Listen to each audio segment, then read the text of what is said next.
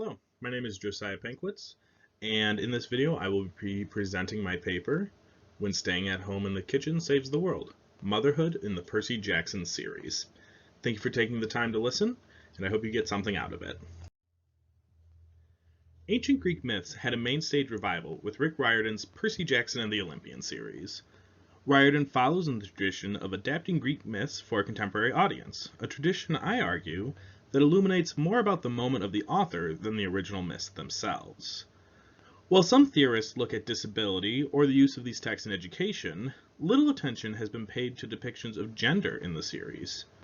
At first glance, the five-book series can be lauded for the inclusion of female characters throughout, and for portraying several three-dimensional female demigods.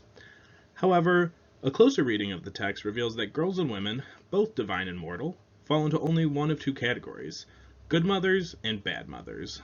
All female characters are subjected to this form of judgment within the text, even if their mothering is purely metaphorical and not literal. None of their other accomplishments or abilities seem to matter as much as their prescribed duty to mother. In short, the series follows the adventures of the hero Percy Jackson as he relives updated versions of the ancient Greek myths. Readers follow Percy, his impending girlfriend Annabeth, and his best friend, the satyr Grover. In the end, the series revolves around Percy fighting against Luke, who sells his soul and body to the evil titan Kronos in order to get revenge on his godly father, who, Luke feels, abandoned him. Although Riordan updated ancient Greek myths for the 21st century, he was not able to shuck off all of the sexist trappings of the original myths. Whereas fathers sire children and maybe help raise them in extreme situations, it is a mother's prescribed job to raise, care for, form, and support her children, despite anything else that may be happening in the world around her.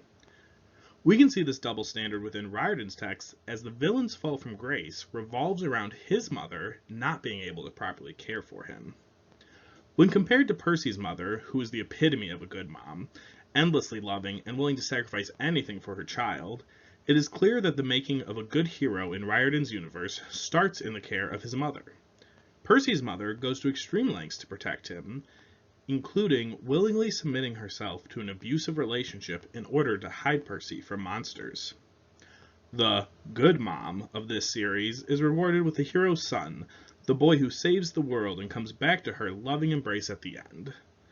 Dorina K. Lazo-Gilmore, in her article Minority Mama, Rejecting the Mainstream Mothering Model, writes that, in a traditional narrative, quote, the good mother is dependent on her child for identity, unquote. Readers do not see Percy's mom's life outside of him, and that life does not matter because we see her as a mother, but nothing else.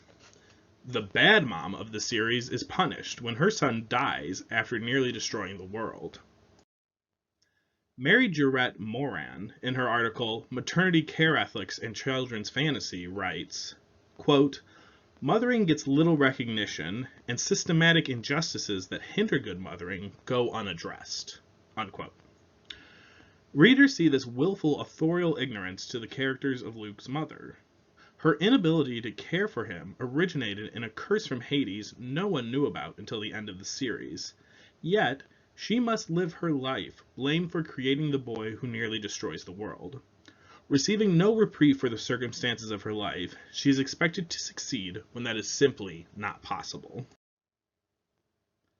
Another double standard surrounding women, the virgin whore complex, stipulates how society wants a perfect mother to still somehow be a virgin.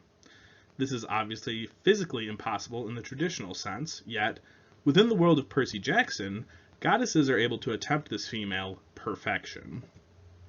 Marjorie Hurahan investigates the role of cultural and narrative binaries in her book, Deconstructing the Hero, Literary Theory in Children's Literature, where she points out that women always end up on the lesser side of cultural binaries, even as they are expected to embody all that is good and wholesome in the form of the mother.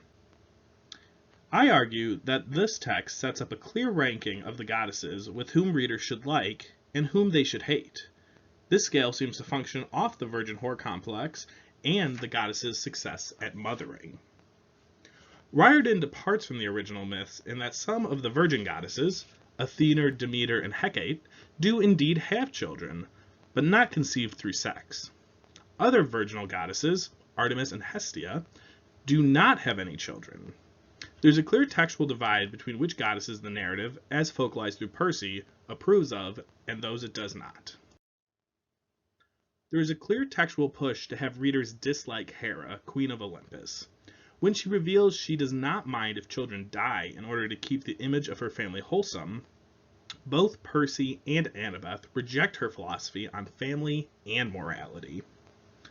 Even as she wields incredible power, her mothering style is toxic and heavy-handed, showing a type of maternal care the texts do not approve of.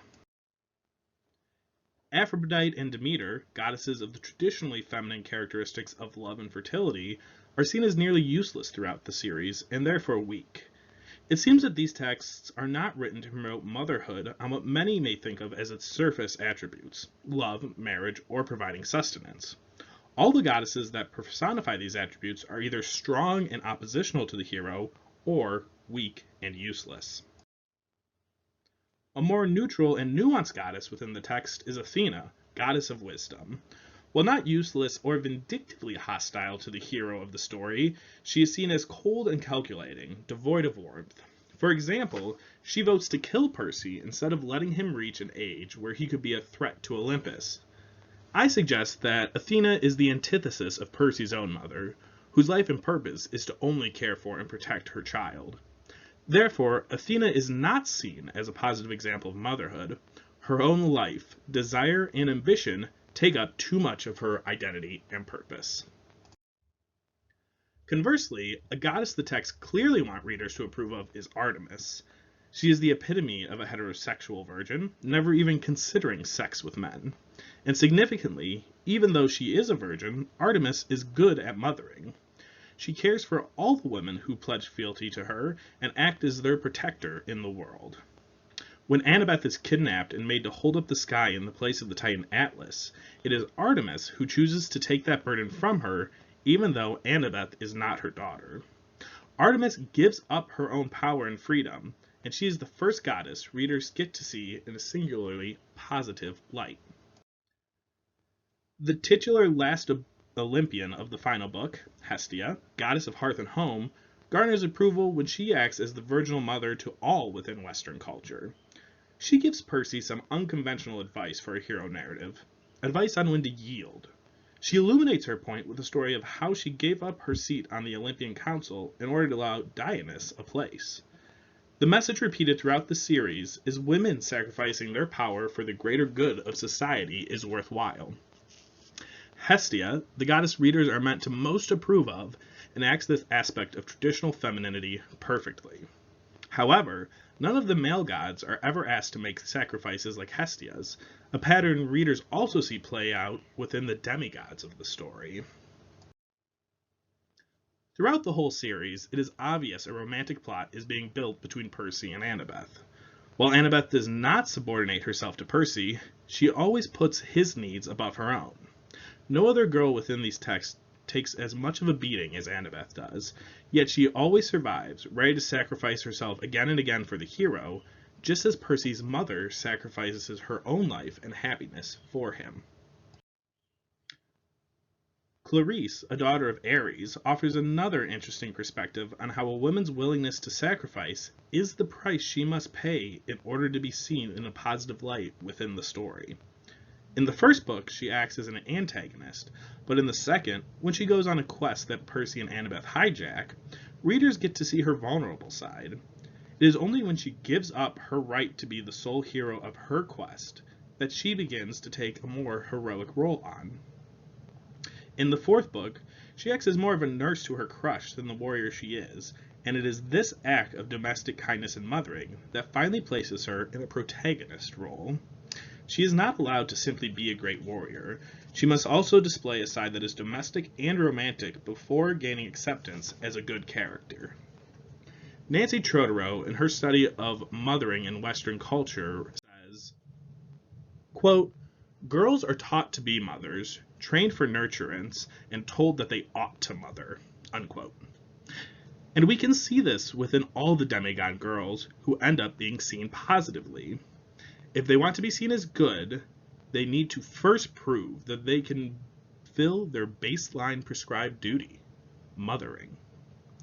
To conclude, Hurahan writes that these binaries within hero narratives work to justify injustices within society. She says, quote, "The effect of dualistic thinking is to naturalize domination, for it becomes part of the identities of both the dominant and subordinate groups." Unquote. In order to push back on the patriarchy, stories must work to challenge these binaries. While it is clear Riordan attempted to dismantle some of the more brazenly sexist roles prescribed to women, it seems some of the deeper, more culturally ingrained binaries were not challenged. However, in a later series in which many of these characters reappear, Riordan has made structural and narrative changes that work to further challenge binaries surrounding women. In the Hero of Olympus series, Riordan focalizes through several women, instead of only through Percy. The goddesses become more complicated and multifaceted, giving more reasonable and nuanced explanations for their actions. Importantly, their power is framed as explicitly feminine, yet also positive, pushing back on the patriarchal idea that only masculine power is meaningful.